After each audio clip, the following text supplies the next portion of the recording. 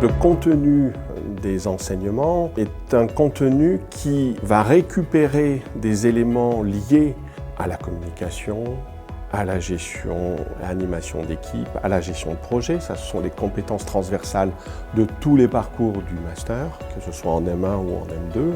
On répète ces compétences-là. On va avoir des enseignements qui sont des enseignements liés à tout ce qui est l'environnement juridique, réglementaire, éthique, les techniques d'échantillonnage. Donc là, on rentre un petit peu dans le dur de la statistique. Et tout ce qui est l'évaluation, l'audit d'un protocole. Il y a toute cette gestion, quelque part, donc cette vigilance autour de l'essai clinique. Les étudiants parcourent, alors en M1, c'est effectivement un M1 commun aux autres parcours, et en M2, ils ont là plus spécifiquement tout ce qui concerne la gestion de ces protocoles. Les compétences sont toujours à considérer selon deux éléments. Des compétences transversales, quelle que soit la spécialité. Des compétences spécifiques, elles, tournent autour de la recherche clinique. Les éléments de gestion du risque, on comprend bien qu'il faut connaître et avoir ces bases-là, mais surtout aussi des connaissances liées à la réalisation d'un audit d'un protocole ou bien la réalisation d'un protocole en lui-même au démarrage d'une étude.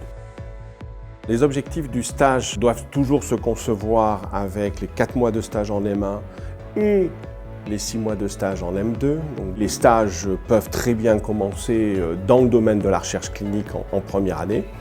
Ça, c'est un élément important. Et puis, en deuxième année, ça peut être 6 mois dans ce qu'on appelle une direction de la recherche clinique et de l'innovation, comme on en a au CHU de Nice.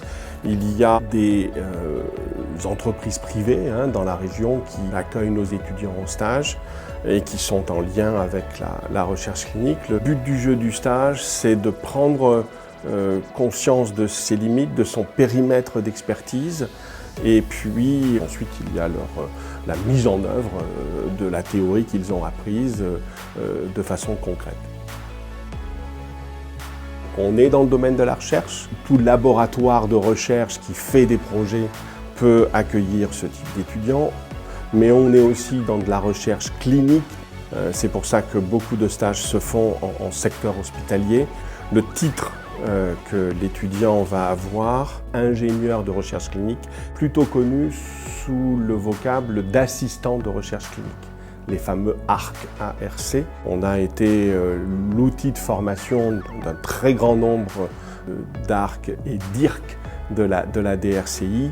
On va avoir donc des ARC terrain et plutôt des ARC ou des IRC promoteurs par rapport à la logique de monitorer un protocole ou gérer en centrale plusieurs protocoles et donc plusieurs équipes d'ARC.